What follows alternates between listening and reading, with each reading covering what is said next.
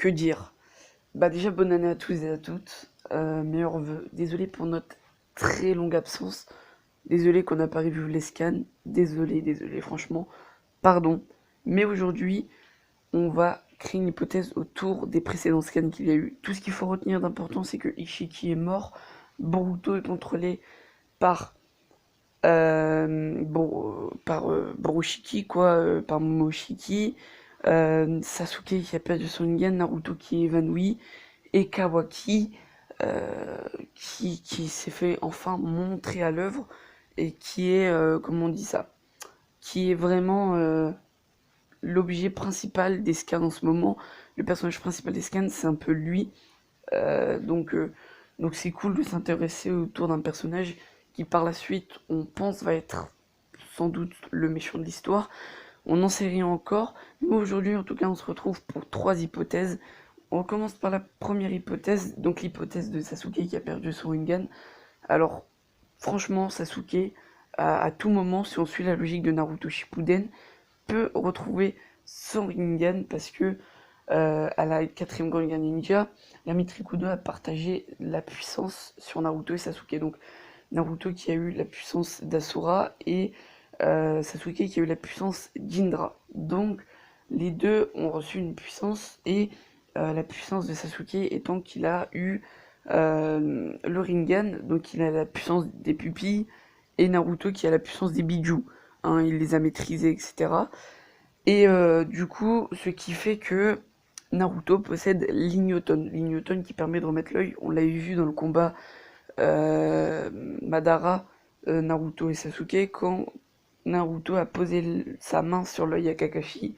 Kakashi a retrouvé son œil, mais pas son Sharingan. Alors pourquoi? Parce que il n'a pas le chakra du donneur, comparé à Sasuke qui a le chakra du donneur. Donc du coup, automatiquement son œil va revenir en Rinnegan. Et Kakashi l'a pas fait parce qu'il n'a pas le chakra d'Obito. Et même s'il l'avait, il n'a pas le chakra nécessaire pour en tout cas refaire naître le Sharingan de Kakashi attaqué. Mais le plus important, c'est que si Naruto s'est évanoui et qu'il a potentiellement perdu Kurama, eh bien ça peut poser problème pour l'Ignoton et donc peut-être un Sasuke plus faible sans son Rinnegan et un Naruto plus faible sans Kurama. Du coup, on arrive à l'hypothèse numéro 2, et cette hypothèse numéro 2, elle est possible d'être réalisée. Voilà, vous allez comprendre pourquoi. En gros, vous parlez tous d'un 8ème Hokage. Si Naruto vient à mourir, alors déjà, je vous stoppe directement. Si on regarde le premier épisode de Boruto, on voit le combat Boruto-Kawaki. Et dans ce combat, on voit que 7 têtes d'Hokage. Donc oui, 7 têtes d'Hokage, il n'y a pas le 8ème Hokage. Donc Naruto, si il vient à mourir, ou il a perdu Kurama, parce que un Hokage, ça doit être stratège, puissant, ça doit être la tête du village, quoi, en fait. Et Naruto sans Kurama, c'est un Naruto qui fait un peu moins peur, euh, qui est moins dangereux, on va dire, pour les autres villages. Et du coup, les attaques vont être plus fréquentes, voire même sans Kurama, le village peut être clairement détruit vu que Naruto sans Kurama, on sait tous qu'il y a une baisse de puissance colossale et du coup ça peut poser problème pour son poste d'Hokage et on sait que pour l'instant lui qui peut le mieux le remplacer vu qu'on va revenir au Hokage, donc vous avez vu que le Yondaime quand il est mort, c'est le 3ème qui l'a repris son poste d'Hokage. Et là, ça va être pareil, Kakashi qui va sans doute reprendre le poste d'Hokage pendant une courte ou une longue durée. Tout va dépendre de l'état de Naruto. Et si Naruto meurt, alors Kakashi sera le Hokage actuel de Konoha. Alors oui, c'est vrai que c'est plus préférable d'avoir un Naruto Hokage qu'un Kakashi Hokage. Mais si ça peut empêcher une guerre, etc., je pense que le choix va être très rapide et Kakashi va directement être Hokage. C'est quelque chose qui peut forcément être possible, faisable surtout, et franchement, ça pourrait être pas mal de voir un Kakashi revenir un peu dans l'œuvre, celui qui a entraîné Boruto sur un Rasengan. Et c'est cool, en parlant d'ailleurs de l'animé, parce que oui, ça se passe dans l'animé, ça se passe aussi dans les scans, mais particulièrement dans l'animé, c'est un peu plus détaillé. Et bien, on voit clairement un Kakashi puissant. On voit un Kakashi au-dessus, et sa force est égale à un pays. Donc il peut battre un pays à lui tout seul. Et donc c'est vraiment, ça peut faire vraiment peur aux autres villages, aux autres pays. Et franchement, avoir Kakashi comme Hokage, c'est un gros plus. Vu que pour l'instant, je pense que c'est le meilleur atout de Konoha. Pour l'instant, je dis bien, ça peut pas être Konohamaru parce que il n'est pas encore développé, il n'est pas encore assez mature.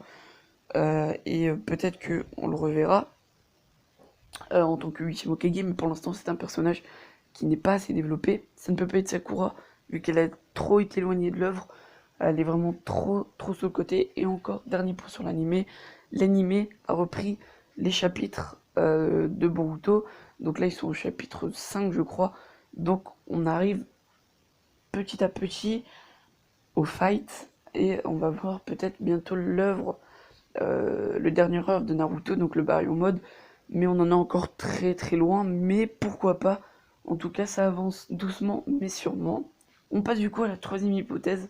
Alors la troisième hypothèse, c'est pour moi l'hypothèse qui peut être la plus faisable et qui est peut-être la plus concrète et la plus logique. Du coup, si Boruto va se réveiller du contrôle de Momoshiki sur Boruto, parce que, bon, on va l'appeler comme tout le monde, Borushiki, là, a crevé l'œil de Sasuke, et 2v1 un peu Sasuke et le petit Naruto. Enfin, Naruto, de toute façon, il a battu, il est évanoui.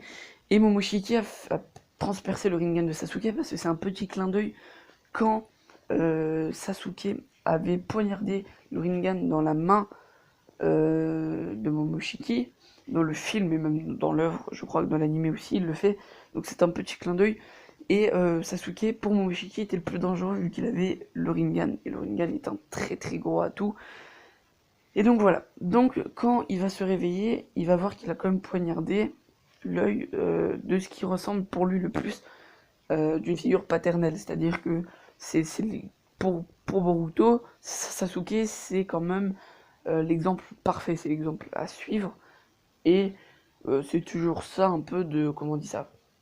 C'est toujours ça un peu de gagner, de voir quelqu'un qui s'intéresse à toi. Enfin bref.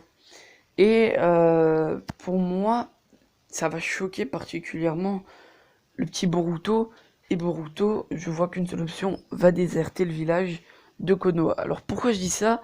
Alors vous allez me dire, oui, tu te fies à la première scène quand il a le bandeau rayé, et c'est celui de son maître. Mais si ça serait celui de son maître, il l'aurait accroché autre part que sur son front, vu qu'il aurait comme le bandeau de Konoha non rayé. Il aurait les deux. Et en revanche, c'est présenté qu'il n'y en a qu'un. Et donc, dans tous les cas, il va sans doute avoir le bandeau de son maître qui lui a été donné, et il va le mettre, et il va lui jeter sans doute son bandeau de Konoha non rayé. Et pour moi, je vois que cette option, et c'est la plus faisable, encore une fois, pour moi.